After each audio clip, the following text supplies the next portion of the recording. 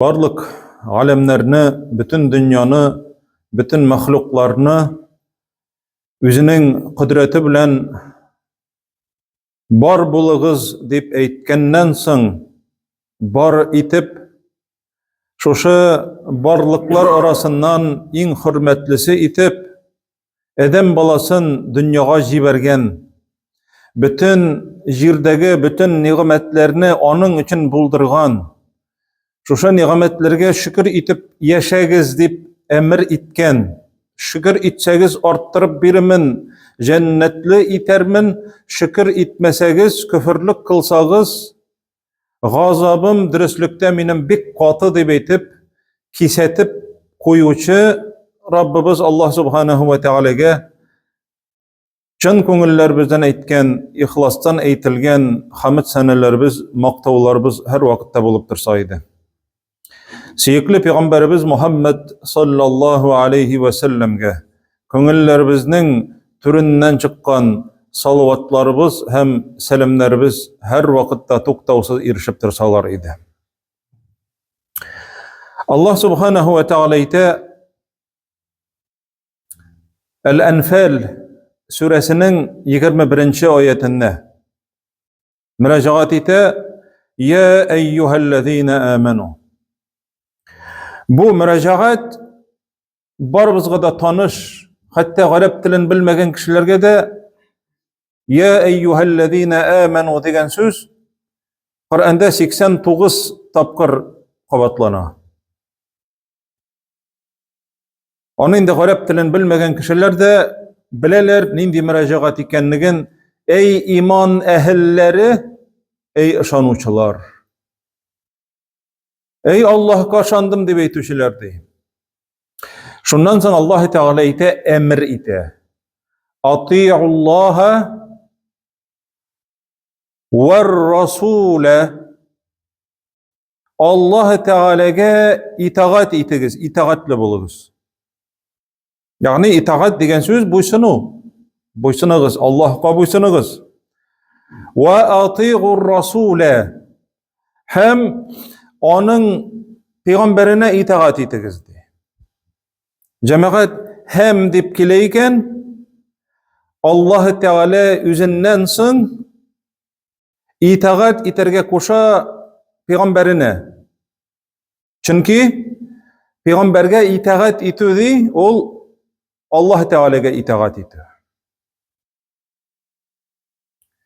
Әгәр дә берәү ди пәйгамбәргә итагать итмәсә ди, ул кеше Аллаһка итагатьсезлек күрсәтүче, ягъни буйсынмаучы ди. Бу инде җәмәгать, әгәр дә пәйгамбәребез Мухаммад саллаллаһу алейхи ва сәлләм үзенең өммәтенә, гарәпләргә түгел, без аның өммәте, әгәр дә берәр нәрсәгә әмер итпикән, әмер итсә, ул Аллаһ Тәгаләнең әмере. Хәтта без аны Коръәндә тапмасак та. Мәсәлән, ни өчен Пәйгамбәребез саллаллаһу алейхи ва сәлләм әмер иткән бу ике әйбер. Минем өммәтемдәге ирләргә харам дип әйтеп күрсәткән, ул Коръәндә юк, ул харам дигән әйбер. Аллаһ Тәгалә әйтә, итагать итегез Аллаһ илчесенә ди. Бер кулында була ефәк. Икенче кулында була алтын. Минем өммәтемдәге ирләргә дигән, хатын-кызларга түгел. Минем өммәтемә димәгән, минем өммәтемдәге ирләргә ул харам дип әйтеп күрсәтә. Һәм без аны ул әмерне Коръәндә тапмасак та, без мәҗбүр булабыз, ягъни итагать итәргә тиешле булабыз. Хәтта син алтынны бик яратсаң да, инде хатының белән инде өйләнешкән вакытта, загыста аны салмаска, гомреңдә дә салмаска дип әйтеп сүз биришкән булсаң да, обручальные кольца дип әйтелә бит инде ул җәмәгать. Кайбер кеше вәгъдә бирә, син җәмәгать вәгъдә бирдең, беренчедән Мухаммадун Расулуллаһ дип син сал. Пәйгамбәребез саллаллаһу алейхи ва сәлләм бер сахабаның кулында алтын йөзек күргәч, син уттан булган йөзек кияргә телисеңме дигәч, ул аны Peygamberimiz onu üzü alıbırgıta saldırıp. Hatta olanı ol altının barıp almıyor cemaat. Ol barıp da almıyor. Anarga iteler onu al da kullan, onu irtip bütün nerseye sarga bula ki bize nüye birer hatınga böle giderge bula mümkün. Yok. Allah ilçesi onu özünün kulu bilen alıbırgıtta de. Ulanı küresi cemaat nindi iman sahabelerde. Nindi iman. Takvalık hem cemaat bu ayette mine şuşu El-Enfal tabuş degen sure, trafeyi. 21. ayette Allah Teala şunun ahırında ite وَلَا تَوَلَّوْا عَنْهُ وَاَنْتُمْ تَسْمَعُونَ. Siz onun di vagazın di, işitesiz. İşitken üstüne di, kitip barmağız onun yanından di. وَلَا تَوَلَّوْا عَنْهُ. İşitken üstüne kitip barmağız. Yani ol silegende gitmegiz di.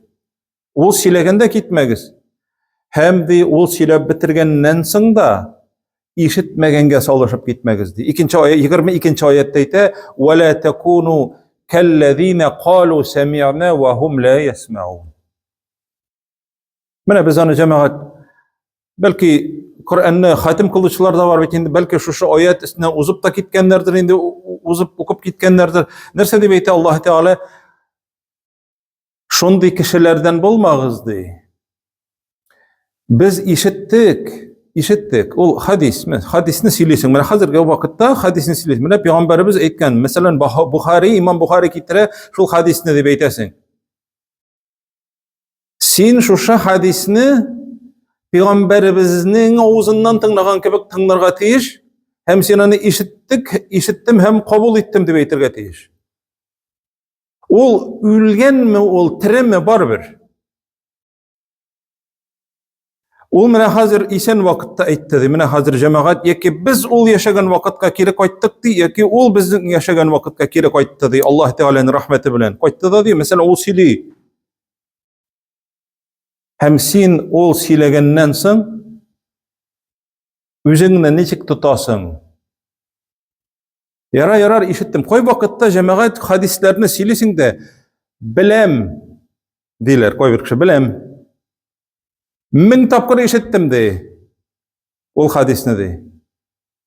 Eytesin de yeki eyte bilmedi bulagan ediň mille. Alla bilmedi bildin mi? Cemaat bilu cemaat ol g'ilim deb atala. Lakin sendagi bile turgan bir ol maglumat. İkisi de tamirdaş sözler. Birisi maglumat, informatsiya, ikincisi g'ilim. G'ilim bula cemaat onu ütegen vakitte. Maglumat cemaat koy bir kişilerde hazretlerge qaraganda, imamlarga qaraganda da kübrek meselen musteşrik deb atala vastakavetlarda. Olarda cemaat şunun hali köp maglumat. Olar Peygamberimizin bütün turmuşunu bileler. Sahabelerini bileler. Sahabelerini körgen kişilerinin tarihini bileler. Kur'an'ını bileler. Garip tilin su gibi geçerler. Peygamberimizin hadislerini bileler. Lakin imansızlar. Maglumat köp. Lakin bu alarını kıtkarmay, bu alarını cehennemden kıtkarmay cemaat. Şoňa görä Allah Subhanahu ve Teala ite işittik diýip eýtüçilerden hem anlarsın işitmeýüçilerden bolmagyz diýip. Bar cemaat iki söz. Tыңlaw, bar işitü. Biz tыңlauşçulardan mı, işitüçilerden mi? Allah Teala ite işitüçilerden bolagız diýip. Şolayuk Allah Teala kullana ve terahum yanzuruna ileyke ve hum la yubsirun. Lakin koy birewler de siňa qarap turalar, sen silegen wagtda, lakin olar körmeýlerdi. İki eýbirini Allah Teala ite. Qarap turalardy, lakin körmeýlerdi. Tыңlylardy, lakin işitmeýlerdi. Mene biz cemaat bu ayetlerden gıybret alarga tiyişlibiz. Allah Teala ite aldağı şuluk surede Şoluk surede devam etip ayta inne şerred devabbi indallahi summul bukmul lezine la yaqilun. İn naçar tiriklik di, tiriklik. Biz tiriklik diyemiz, tiriklik. Mında Allah Teala tiriklik deyip, tiriklik deyip ayta. İn naçar tirikliklerden de alardı. İşitmevçi, tilsizlerdi, hem sukurlardı. Hakını körmetirganlar, hakını işitmetirganlar, dürüstlükni, hakını silemetirganlar, alardı akılların işletmetirgan en naçar tirikliklerdi, tirlik. Devam eti Allah Subhanahu ve Teala. وَلَوْ عَلِمَ اللّٰهُ ف۪يهِمْ خَيْرًا لَأَسْمَعَهُمْ. Cemaat anı Kur'an'dan korap 21. ayetten eğer okup başlasanız El-Enfal suresinden şundan okup korarga bula cemaat tanışıp tefsirin pelevotunu korap. Eğer de Allah Teala bilse idi onlarda da yaxşılık barlığındı. Allah Teala onlarga işittirir idi. O kişilerde yaxşılık yoktu. Eğer de Allah Teala mecbur itip onlarga işittire kalsa da وَلَوْ أَسْمَعَهُمْ لَتَوَلَّوْا وَهُمْ مُغْرِضُونَ. Baribir alardı senin yanından kitip barırlar idi baş tartkan hallerindeydi. Hatta işittire kalsam da min işittire alamalarga Lakin Allah Teala tamalı iken cemaat kişi kirilene başlasa. Buna ne için Allah Teala itaat ederge koşa? Sizin köngülüngizge hoş gelse, rahat bolsa itaat itegiz değil mi bit? Ol cemaat buysunu itaat itü Peygamberimizge sallallahu aleyhi ve sellem. Ol biz tilemegen vakitte, nefesin yok degen vakitte nefesini sındırıp buysunu turunda söz bara cemaat. Buna nerse turunda söz bara. Mene bu imanın galemeti. Bir kişi İmam Malik yanına kile cemaat. Mene bu kıssanı biz hatırımızda kaldırı gele cemaat. Bu her vakitte bizning göz alında tursun. İmam Malik onun mezhebi var, yani mektep, bu tüzügen institut, Peygamberimiz sallallahu aleyhi ve sellem sünnetin irengen galimlerden hemenin institutu mezhep diye talab etindi. Malik İbni Enes rahimahullah Medine'de yaşayan bir kişi kile ey imam min di hacga niyetledim diye. Koysı jirden ihramga kirerge iken min abi. İhramga. İhram cemaat irler bitinde ihramga kiriu bilgisi itip iki kisek tukuma uğraylar. Birsin billerinden, ikincisi üstlerine yabalar. Bu ihramның bilgisi. Bilgisi ne? İhram ol halet, içki halet. Üzüne tıyu, halal bulgan aybirlerden tıyılıp turu. 3 gün içinde şu haç kılışlar 3 gün ihramda turalar. 8. Zulhicce'de, 9. Zulhicce'de, 10. Zulhicce'de.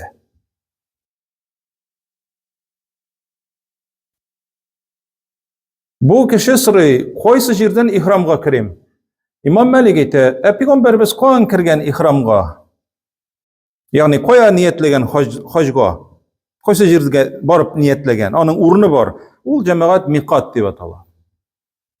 Miqat. Zulhuleyfe'den de. Urnu neyte? Zulhuleyfe. İsmi. Zulhuleyfe degen jirden Medine şehrinde yaşavcı kişilerinin ihramga kireyatırgan urunları. Ol cemaat Peygamberimizin mescidinden bir 3-4 kilometre yiraklıkta tağın. Bu kişi ite imam, ey imam de. Emin di, tilim di niyetlerge Peygamberimizin mescidinden onun kabri yanından. Mikotga barıp jitkinçige hatli, oldanrak ihramga kirip, Peygamberimizin kabri yanından, Peygamberimizin mescidinden nindi cemaat bu kişinin köngülünde şuşunday izgilik. Peygamberimizin kabri yanında, mescitte ök indi Mikotga barıp jitkinçige hatli, oldanuk ihramga kiresem kiledi. Melik eyte, İmam Malik eyte. Yok de. Zulhuleyfe'dendi. Bar Mikotga de. 2-3 tapkır eyte, yok benim Peygamber mescidinden ihramga kiresem kiledi. İmam Malik eyte, senin için fitneden korkam de. Ötken cumgada söylegen Nur suresinin 63. ayeti. Kuruksunlar şu kişiler, Peygamberge karşı kilüçüler, onun emrine karşı kilüçüler. Kuruksunlar, saklansınlar fitneden, yaki ulu gazaptan debitindi Allah Teala. Min korkam senin içinde. Cemaat para, bu cemaat mikatını, ihramga kire atırgan yerini uzıp gitmey bit. Cemaat, aldanrak kına ihramga kire. İmam Malik ete, korkam senin için fitneden de. Tiki kişi ete, nindi fitne bulsun indi de. Bir neçe şakırım betende de şuşa mikat bilen iki arada baribir şuşunda varam. Yani aldanarak ihramga kirem. İmam Malik şol Nur suresinin 63. ayetini okuyor. فَلْيَحْذَرِ الَّذ۪ينَ يُخَالِفُونَ عَنْ أَمْرِهِ أَنْ تُصِبَهُمْ فِتْنَةٌ اَوْ يُصِبَهُمْ عَذَابٌ أَلِيمٌ. Korksınlar, saklansınlar şol kişiler. Onun emrine karşı kilüçüler, dünyada vakitta bir korkunç bir fitne kilüğünden, yaki ulu katı gazap bulu kilüğünden korksınlar, saklansınlar degen ayetini okuyor. Cemaat, İmam Malik rahimehullah ders bire, hatta senin köngülüne hoş kilse de şol ayber, alayı işleme. Nindi zor derece Peygamberimizin mescidinde ihramga kiriyor. Peygamberimizin eli kabri yanında ihramga kiriyor. Bu kişinin isebi boyunca. Lakin İmam Malik eyte, yok alay işlemedi. Peygamberimiz ihramga kirdi de Zulhuleyfe degen jirde de mikatta. Bar mikatta. Şuşunda bar. Şoň göre cemaat karagız bine bu kişinin fikrin nindi kürkem yakşı fikir. İmam Malik'nin korkutuğun din bilen, Peygamberimizge itaat itu bilen, onun emrine karşı kilu bilen, şayarırga yaramağanlığın Allah Teala bik katı iskerte. Şunun için cemaat, İmam Malik eyte, Peygamberimizin sünneti değil, Peygamberimizin sünneti ol Nuh peygamberinin kıymesi kibikti. Nuh peygamberinin kıymesi.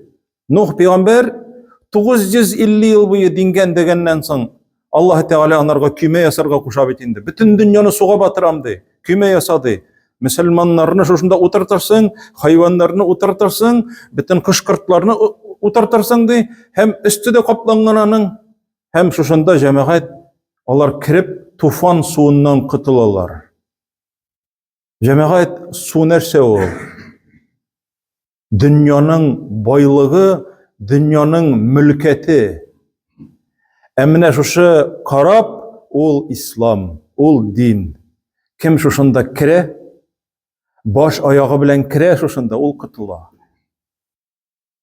Eğer yok iken, şuşunda kirmese ol bataşak cemaat.